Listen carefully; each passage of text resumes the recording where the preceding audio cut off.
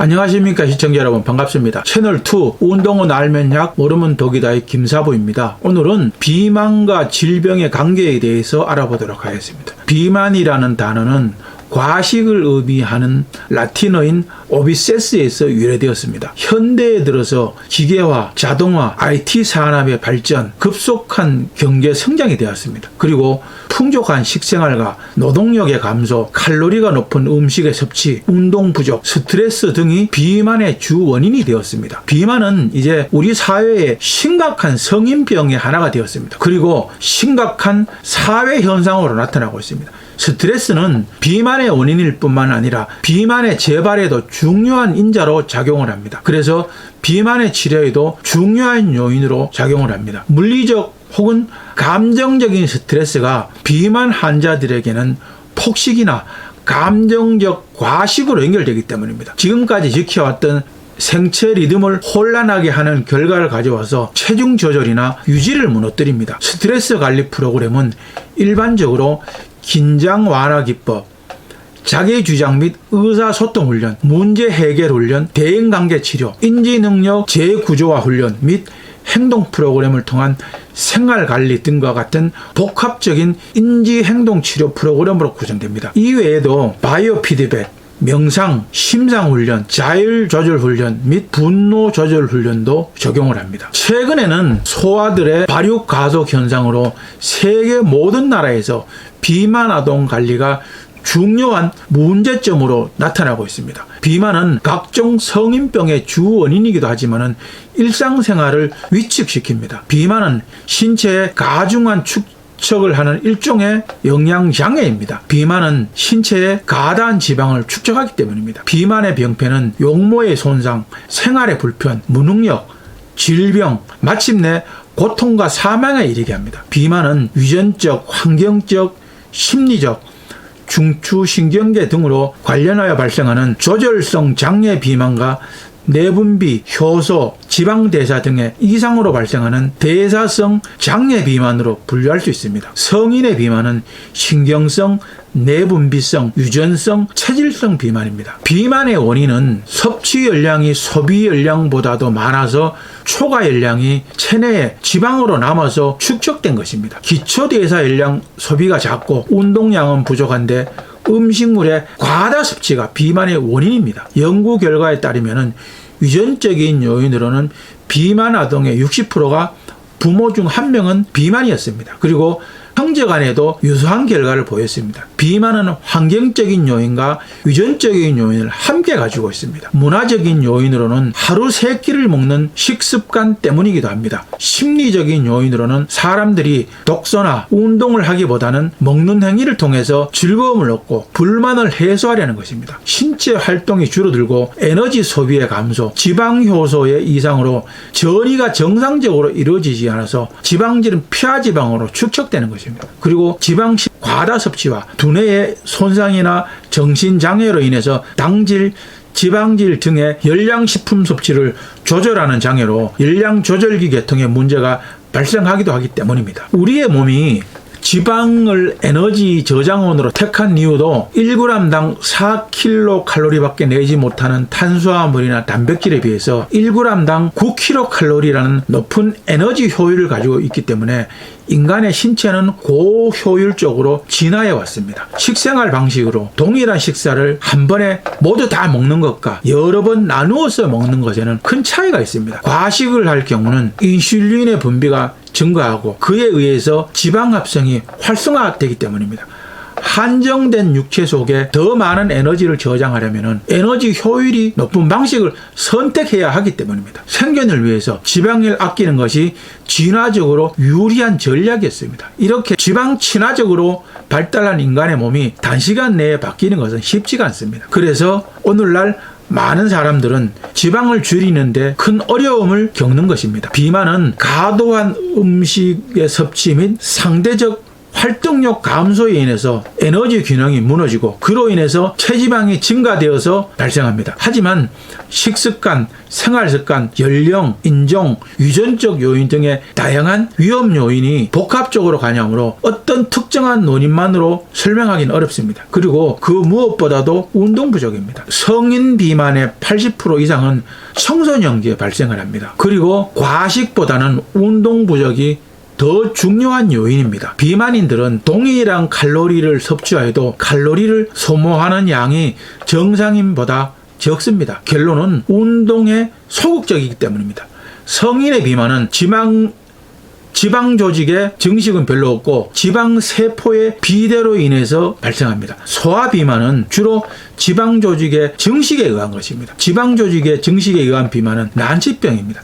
소아 비만이 성인 비만을 유발하는 원인이기도 합니다. 그래서 소아 비만의 방지가 곧 성인 비만의 예방인 것입니다. 비만의 문제점은 체중이 증가하면서 몸의 면적도 그만큼 늘어난다는 것입니다. 이것은 혈액의 순환 시스템도 늘려야 하기 때문에 동맥, 정맥, 모세혈관도 따라서 증가하게 됩니다. 그래서 심장활동은 더 많은 부담을 갖게 되어 심장병의 위험성에 더 많은 노출을 하게 됩니다. 비만은 유전성 당뇨병을 예방하는 데도 매우 불리합니다. 그리고 무릎, 허리, 발목, 척추 관절에도 큰 부담을 주기도 합니다. 복부에 비만이 집중되면 복부 팽창으로 탈장의 위험이 발생하기도 합니다. 고혈압의 증상은 정상인보다도 2배나 더 높습니다. 비만한 사람은 그렇지 않은 사람에 비해서 다양한 질병이 발생할 가능성이 월등히 더 높습니다. 연구 결과에 따르면 대략 뇌졸중은 6배, 고혈압은 12배, 당뇨병은 6배, 관상동맥 질환은 4배가량 더 위험하다고 합니다. 그 외에도 대인기피증, 열등의식으로 참여의식의 결여, 불안, 고독, 긴장, 근심, 무시, 패배감 등으로 과식을 불러오는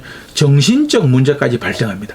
체중이 증가하면 비만과 관련된 질환들의 발생 가능성이 증가를 합니다. 그래서 합병증으로 인해서 수명이 짧아지게 되는 것입니다. 결국 비만한 사람들은 사망률이 정상인들보다도 20% 정도 더 높아지는 것입니다. 비만의 치료는 식이요법과 운동요법, 정신요법을 병행해야 더 효과적입니다. 식이요법은 원인 치료이고 비만 치료의 기본입니다. 비만 관리를 위해서는 전반적인 식사량을 줄이고 기름진 음식을 피해야 합니다. 그리고 과식하지 않고 술을 끊어야 합니다. 아침을 굶게 되면 점심 전에 간식을 섭취하기 점심에 과식을 할 가능성이 높습니다. 그래서 간단하게라도 아침을 먹는 습관을 갖는 것이 좋습니다. 끼니를 거르기보다는 매 끼니 섭취하는 양을 줄이는 것이 지방을 줄이는 데도 유리하고 건강 유지에도 좋습니다. 오이와 토마토 같은 비교적 에너지 함량이 낮은 식품을 간식으로 선택하는 것도 좋은 방법입니다. 변비도 예방을 하고 단백질, 비타민, 무기질을 충분히 공급하기 위해서는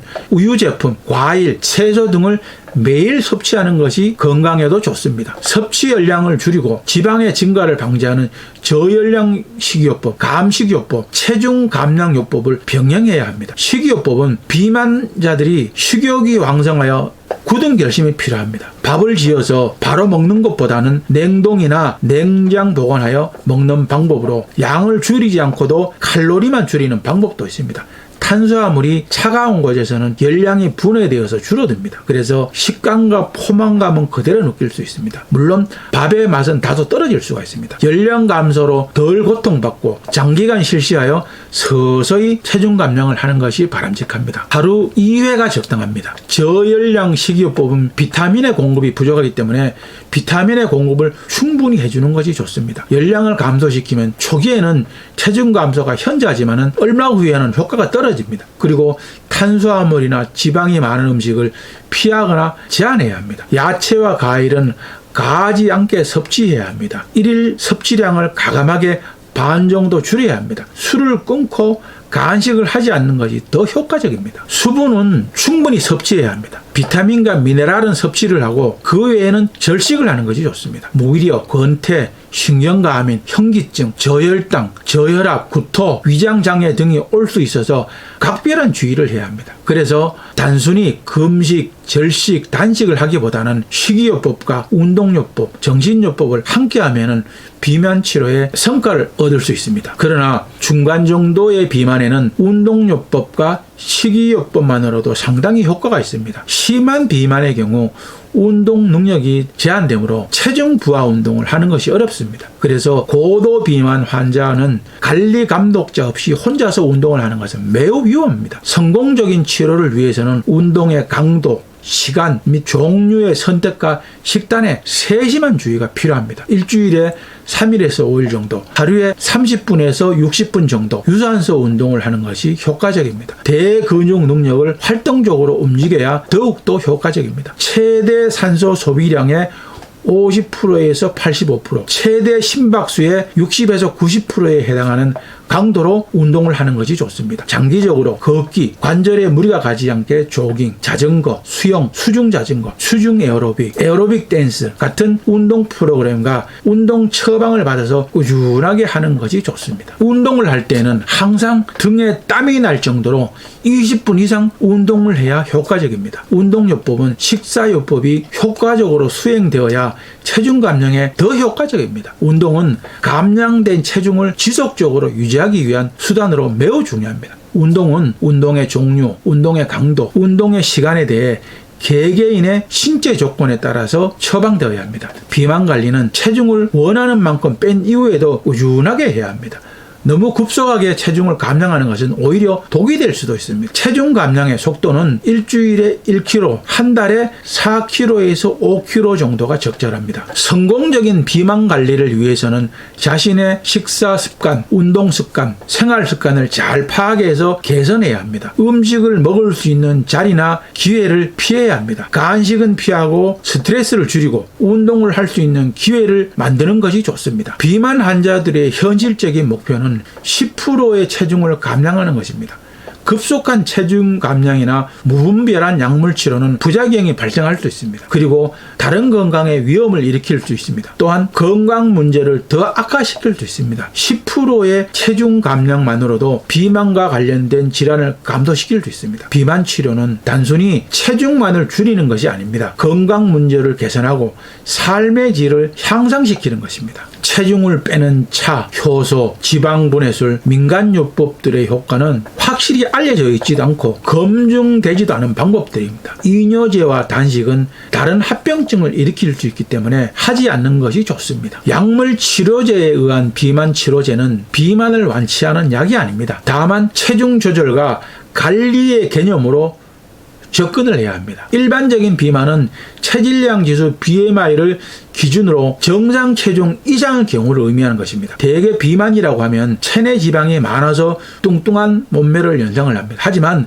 겉보기에 뚱뚱한 몸매가 아니라도 비만인 경우가 있습니다. 체내 지방량이 많고 근육량은 부족한 경우입니다. 체중은 정상 체중으로 측정이 되고 겉보기에도 마른 몸매를 유지하게 되는데 이런 사람들을 가리켜서 마른 비만이라고 합니다. 정상적인 사람은 체질량 지수와 체지방 비율이 정상 수치 안에 있습니다. 그러나 마른 비만인 사람은 체질량 지수는 정상이지만 체지방 비율이 정상 기준을 초과하는 것입니다. 남성의 경우 체지방률이 25%, 여성의 경우 30% 이상일 때 마른 비만에 해당합니다. 마른 비만에 관하여서는 다음 시간에 좀 더 자세히 알아보도록 하겠습니다. 오늘도 저희 방송이 여러분들에게 도움이 되었습니까? 시청자 여러분들에게 도움이 되길 바라면서 열심히 준비해 보았습니다. 여러분들에게 많은 도움이 되었으면 좋겠습니다. 오늘도 시청자 여러분 좋아요, 구독하기 꾹 눌러주는 거 잊지 마십시오. 많은 시청과 구독 바랍니다. 여러분들의 많은 관심과 구독, 좋아요가 저에게는 큰 힘과 보람이 됩니다. 다음 시간까지 시청자 여러분들 모두 건강하시기 바랍니다. 운동은 알면 약, 모르면 독이다의 김사부였습니다. 감사합니다. 안녕히 계십시오.